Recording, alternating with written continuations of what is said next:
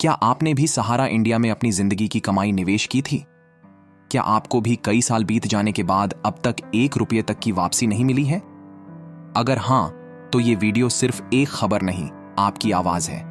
क्योंकि अब मामला सिर्फ इंतजार का नहीं रह गया, ये लड़ाई बन गई है आपके हक, गुस्से और संघर्ष की। भोपाल में हाल ही में जो सहारा निवेशकों की विशाल मीटिंग हुई, उसने पूरे देश का ध्यान खींच लिया है। वहां जो गुस्सा, नाराजगी और उम्मीदें दिखीं, वो अब सिर्फ मीडिया की सुर्खी नहीं, एक चेतावनी बन चुकी है सरकार और सुप्रीम कोर्ट के लिए। अगर अब भी समाधान नहीं मिला, तो शायद देश भर में आंदोलन जैसी स्थिति बन सकती है। इसलिए अगर आपने भी सहारा में पैसा फंसा रखा है, ये वीडियो आपके लिए बेहद जरूरी है। और आप इस चैनल पर नए हैं, तो चैनल को सब्सक्राइब जरूर करें। जैसे जैसे सहारा इंडिया से जुड़ी निवेश राशियों की वापसी में देरी होती जा रही है, वैसे वैसे देश भर के करोड़ों निवेशकों का भरोसा और सब्र दोनों टूटने लगे हैं। लाखों लोगों ने अपनी जीवन भर की कमाई इस उम्मीद में सहारा में लगाई थी कि समय आने पर उन्हें सुरक्षित और पूरा रिटर्न मिलेगा। लेकिन आज हालात ये हैं कि किसी की निवेश की मैच्योरिटी को 4 साल, तो किसी को 6 साल से भी ज्यादा समय बीत चुका है। फिर भी अब तक 1 रुपये तक नहीं मिला। ये न सिर्फ एक वित्तीय धोखा है, बल्कि भावनात्मक रूप से भी निवेशकों के लिए बहुत बड़ी चोट है। इसी हताशा और गुस्से का नतीजा हाल ही में भोपाल में देखने को मिला, जहां सहारा इंडिया निवेशकों की एक बड़ी मीटिंग आयोजित की गई थी। इस मीटिंग में जब परेशान निवेशकों ने बार बार वही सवाल पूछे, हमें पैसे कब मिलेंगे, ज़रेनिया कब तक और इंतजार करना होगा, तो माहौल अचानक से उग्र हो गया। शब्दों की तीखी नोकझोंक के बाद बात हाथापाई और धक्का मुक्की तक जा पहुंची। निवेशकों की नाराजगी इतनी थी कि वहां प्रशासन तक को दखल देना पड़ा, जिससे हालात काबू में लाए जा सकें। यह सिर्फ एक शहर की कहानी नहीं, ये पूरे देश के लाखों निवेशकों की हताशा का प्रतीक है। इस अहम बैठक में सहारा इंडिया के मध्य प्रदेश प्रमुख शिवजीत सिंह भी मौजूद थे, लेकिन उनके जवाब निवेशकों को संतुष्ट नहीं कर पाए। बार बार की गई घोषणाओं, तारीखों और झूठे वादों से परेशान निवेशकों ने खुलेआम सवाल पूछे, आप हर बार नई तारीख क्यों देते हैं? लॉग, पैसे कहां हैं और कब मिलेंगे? स्थिति इतनी तनावपूर्ण हो गई कि कई निवेशकों ने यह तक कहा कि अब उन्हें कानूनी और सामूहिक लड़ाई का रास्ता अपनाना पड़ेगा। इस टकराव से एक बात तो साफ है, अगर सरकार और न्यायालय अब भी चुप रहे, तो ये आंदोलन देशव्यापी रूप ले सकता है। भोपाल में हुई हालिया मीटिंग में उस वक्त हंगामा खड़ा हो गया जब सहारा इंडिया के निवेशकों को जवाब देने पहुंचे मध्य प्रदेश के सहारा प्रमुख शिवजीत सिंह ने कहा कि पैसा पोर्टल से मिलेगा। यह सुनते ही भीड़ उग्र हो गई, क्योंकि अब तक लाखों निवेशक इस पोर्टल की प्रक्रिया से गुजर चुके हैं, लेकिन उन्हें कोई ठोस नतीजा नहीं मिला है। कई लोगों ने आरोप लगाया कि यह सिर्फ समय खींचने की रणनीति है, क्योंकि कुछ लोगों को 10,000 रुपये तक की रकम मिली है, लेकिन बड़ी राशियों को लेकर कोई स्पष्टता नहीं है। निवेशकों ने मीटिंग के दौरान एक और बड़ा सवाल उठाया। उन्होंने पूछा कि जब सुप्रीम कोर्ट ने सहारा को नए निवेश लेने से रोका है, तो फिर कंपनी आज भी झूम मीटिंग्स के जरिए लोगों को गुमराह क्यों कर रही है? लोगों का आरोप है कि आज भी कई एजेंट सक्रिय हैं जो नए निवेशकों को सहारा में पैसा लगाने के लिए प्रेरित कर रहे हैं, जबकि पुरानों का पैसा आज तक अटका हुआ है। ये गंभीर आरोप इस बात की ओर इशारा करते हैं कि सहारा की आंतरिक व्यवस्था और उसके संचालन में पारदर्शिता का पूरी तरह अभाव है। इस सवाल जवाब के दौरान माहौल इतना गर्मा गया कि पुलिस को हस्तक्षेप करना पड़ा।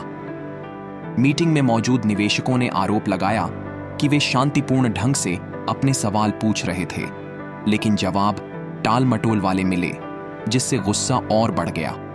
यह कोई मामूली घटना नहीं है, यह 13 करोड़ परिवारों की हताशा और गुस्से की आवाज थी, जो अब केवल सोशल मीडिया या मीटिंग तक सीमित नहीं रहना चाहती। यह मामला अब पूरी तरह सरकार और सुप्रीम कोर्ट की सक्रियता की मांग करता है, क्योंकि आम लोगों का भरोसा लगातार टूटता जा रहा है। क्या आपने भी सहारा में पैसा लगाया है? नीचे कमेंट में जरूर बताएं। मेरा पैसा अब तक नहीं मिला। और अगर आप चाहते हैं कि यह आवाज सरकार तक पहुंचे, तो चैनल को अभी सब्सक्राइब करें और वीडियो को अपने हर ग्रुप में शेयर करें। अब आगे बात करते हैं कि सहारा इंडिया द्वारा बनाई गई पोर्टल व्यवस्था आज करोड़ों निवेशकों के लिए सिर्फ एक दिखावा बनकर रह गई है। पिछले कई महीनों से निवेशकों को यही कहा जा रहा है कि पैसा पोर्टल से मिलेगा, लेकिन सच ये है कि बड़ी संख्या में लोगों को अब तक एक भी रुपया नहीं मिला। जो कुछ हजार लोगों को भुगतान हुआ भी है वह बेहद छोटी राशि थी, 10,000 रुपये या उससे भी कम। इस व्यवस्था के नाम पर जनता को सिर्फ टाला गया है और असली समाधान की दिशा में कोई ठोस कदम अब तक नहीं दिखा। सुप्रीम कोर्ट के स्पष्ट निर्देश के बावजूद सहारा ने अब तक सिर्फ 5,000 करोड़ का भुगतान किया है, वो भी केवल छोटे निवेशकों को। जिन लोगों ने लाखों या लाखों से ऊपर की रकम सहारा में लगाई थी, वो आज भी कोर्ट और कंपनी के चक्कर काट रहे हैं। हालात ये हैं कि पैसा मिलने की प्रक्रिया जितनी धीमी है, उतना ही लोगों का विश्वास इस पूरी व्यवस्था से उठता जा रहा है। सुप्रीम कोर्ट के निर्देशों की भी लगातार अनदेखी हो रही है, जिससे लगता है कि या तो व्यवस्था में इच्छा शक्ति की कमी है या फिर कोई अंदरूनी मिलीभगत का मामला है। इस बीच कई नए घोटाले सामने आ रहे हैं जिन्होंने पूरे सहारा नेटवर्क की सच्चाई को उजागर कर दिया है। अलग अलग राज्यों में सहारा की जमीनों की बड़े स्तर पर हेराफेरी सामने आई है, जहां उनकी संपत्तियां बाजार मूल्य से बहुत कम दामों पर बेची गईं या फर्जी कंपनियों को ट्रांसफर कर दी गईं। इतना ही नहीं, जांच में यह भी सामने आया है कि कुछ सरकारी अधिकारियों की मिलीभगत से इन सौदों को वैधता दी गई, जिससे सहारा को फायदा और जनता को नुकसान हुआ। अब यह सिर्फ निवेश की धोखाधड़ी नहीं रही, यह एक संगठित आर्थिक अपराध का रूप ले चुका है, जिसकी परतें अब खुलनी शुरू हो चुकी हैं। अब सबसे बड़ा सवाल यही है कि गलती आखिर है किसकी? अगर सहारा की गलती है, तो फिर सजा गरीब और मेहनतकश निवेशक क्यों भुगतें? कोई अपनी पूरी जिंदगी की जमा पूंजी लेकर सहारा के भरोसे बैठा है, लेकिन बदले में उसे मिल रहा है सिर्फ टाल मटोल और झूठे वादे। किसी के बेटे की पढ़ाई अधूरी रह गई है, किसी की बेटी की शादी रुक गई है और किसी को अपने इलाज के लिए भी पैसे नहीं मिल रहे। क्या यही इंसाफ है? क्या इस देश में मेहनतकश जनता का कोई मूल्य नहीं रह गया? और अगर है, तो फिर उन्हें उनका हक क्यों नहीं मिल रहा? यहां सवाल सिर्फ सहारा तक सीमित नहीं है। क्या सरकार की कोई जिम्मेदारी नहीं? क्या सुप्रीम कोर्ट, सेबी और आरबीआई जैसी बड़ी संस्थाओं को नहीं पता कि जमीनी स्तर पर क्या हो रहा है? जब इन संस्थानों ने मिलकर रिफंड की प्रक्रिया शुरू करवाई थी, तो आज वो खुद खामोश क्यों हैं? क्या ये संस्थाएं सिर्फ आदेश देने तक सीमित हैं और उनके आदेशों को लागू करवाने की कोई जिम्मेदारी नहीं? 13 करोड़ से ज्यादा लोगों के सपने, उम्मीदें और जिंदगियां अधर में लटकी हैं, लेकिन ऊपर से कोई आवाज तक नहीं आ रही। अब वक्त आ गया है कि सरकार, सुप्रीम कोर्ट और सहारा मैनेजमेंट तीनों एक साथ बैठें और कोई नई और ईमानदार योजना बनाएं, क्योंकि अब हर किसी को साफ दिख रहा है कि पोर्टल पूरी तरह फेल हो चुका है। अब लोगों को सिर्फ दिलासा नहीं, बल्कि जमीनी समाधान चाहिए। अगर यही हालात रहे, तो जो आज केवल धक्का मुक्की हो रही है, वो कल को कोई बड़ी और गंभीर घटना बन सकती है।